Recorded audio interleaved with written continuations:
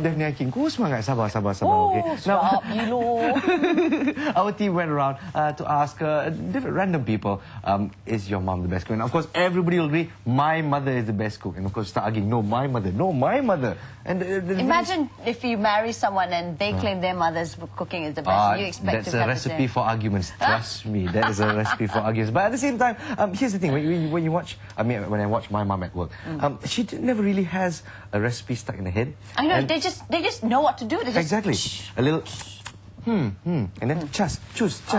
And I asked her, what was the secret? The secret is you must learn to taste.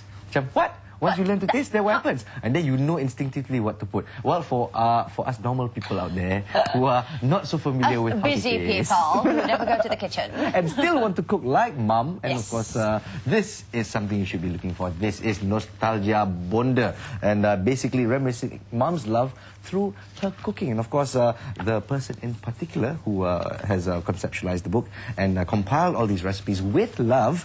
Let's speak to Datin Kamariah Jamaludin, who's the author of Nostalgia Bonda and the managing director of Selagi Ada Kasih Sendirian Berhad, right here in the studio. Good morning, Datin. Good morning, Datin. Good know, this takut kan batal puasa nampak.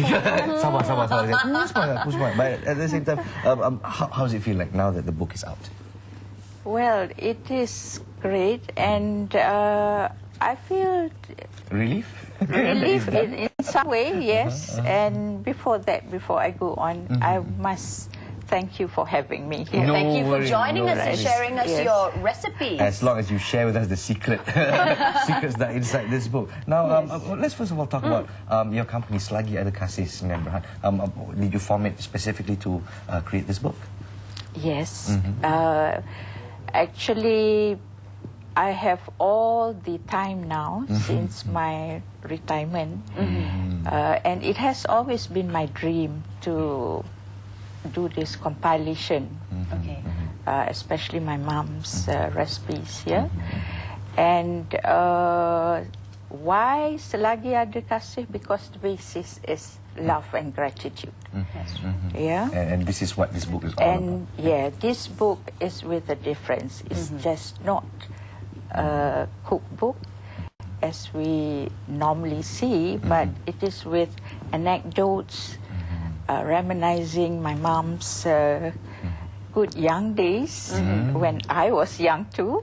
Yeah, together in the family, and at the same time, it is out of sheer love for her to actually document it while she's still alive, and for her to see it launched and to see her being the expression of love through this. Oh, there's a lot of love indeed being put into this project. Yes, and immortalized with this book, Nostalgia. Yeah. Of course, we've just got this, we've only been skimming through it, but I'm guessing that you and Mum bonded very closely through cooking, I presume, or no? Not quite. You see, my mom, when I was young, she would not allow me to dabble in the kitchen because she wants me to pay my attention to all the studies. I see. You know, she has great dreams for me. So I had to sometime, now and then sneak in and out of the kitchen. Oh, that means you wanted to learn how to cook. You have passion for cooking, yes. That's for sure. Oh, goodness. And now that, well, as I understand it, your mom is 77 years old. She's not so active in the kitchen, but is she still an authority when it comes to the kitchen? Kau mesti tahu yang ni, kau mesti buat yang tu. Ni. How's that? Does it still happen? Not of that nature, but more, coaching. Coaching. Yeah, coaching as we go along, as we cook.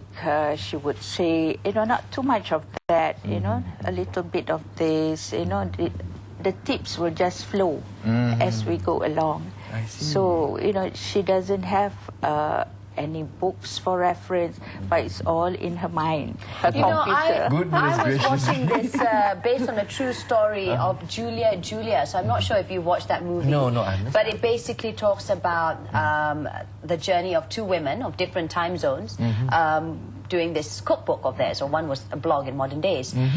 So and from there, it just hit me that, you know, it's not that easy. I mean, like Naz, your mother just goes, taste and dah, you know, and how do you measure exactly how much is required? And for this book, because like for the layman like Naz and I who don't spend so much time in the kitchen, we need to know exactly, because we tak tasting and everything. That's what, and the thing is, how do you measure? Kasi cubit, alamak, cubit you lagi kecil dari cubit. So that means there's a lot of time being spent just to work on the measurements alone. Exactly. Yes. So how was that one? Well, I did mention to Nas just now, you know, I took a while when my mother was very stressful when she was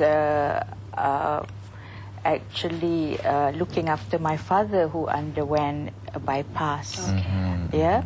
And during that time, I took the opportunity to divert her stress. Divert her attention. Yeah, into this measurements bit where I translated it into the, you know, spoonful or the weight, you know, that in that nature. To try to get it as accurate as possible. Yes, instead of just a slapdash here and a slapdash there. Yeah? But some of my friends who tried, some say they're successful, but some were not. So I did ask, how long have you been in the kitchen? Well, so there was a catch, yes. There you go. The secret is still rasa to rasa. I suppose either you have it or you don't. But of course, for those who want to start off, I'd say, especially sharing some beautiful stories and to see how much love was put into this book.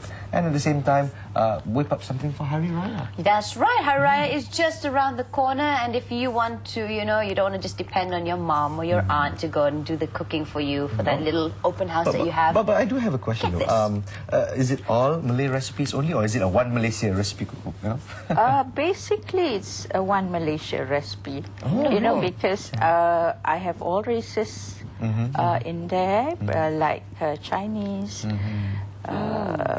Indians, Sikhs. Oh, really? Yes. Okay. And all these recipes inside are Mum's cooking. 60% of 60%. it. Some have been tried out, new recipes that you tried. From the neighbors, from her friends, because we live quite. I mean, we were very mobile when we were young, you know.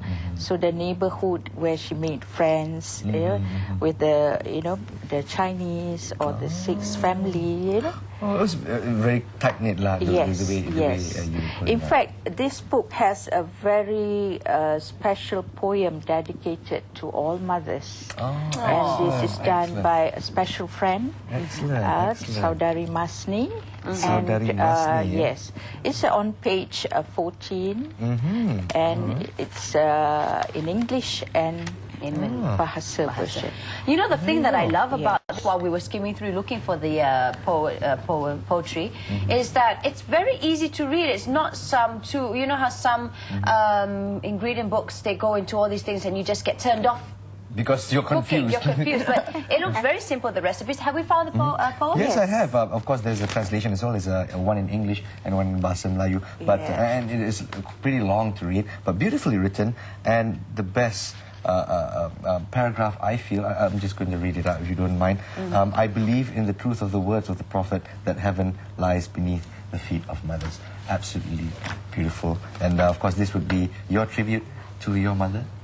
Yes, and also to all mothers in the whole world, where sometimes their roles have been taken for granted.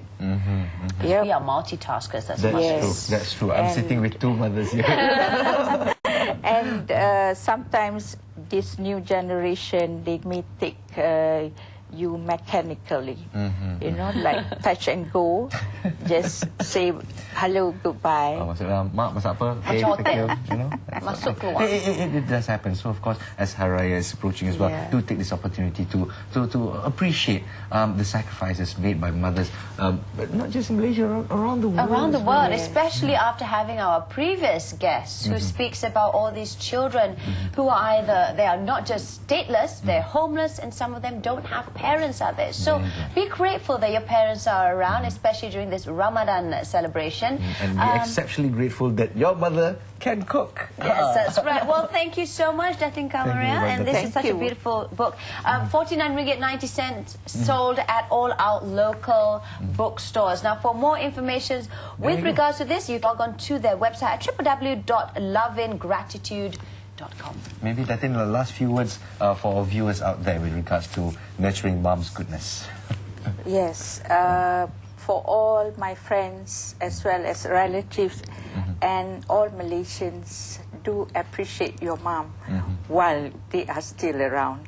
And a very selamat Hari Raya to all Muslims friends. Thank you so much. Terima kasih. Thank you so much. And What's your selamat mother's Hari Raya. name again?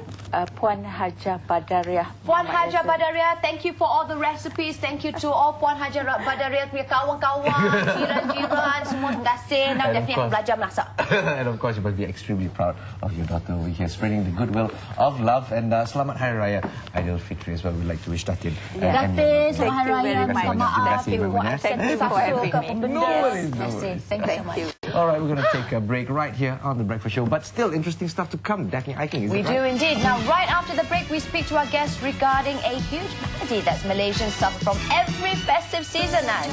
We'll tell you how to enjoy a smooth and comfortable journey during your balik kampung trip.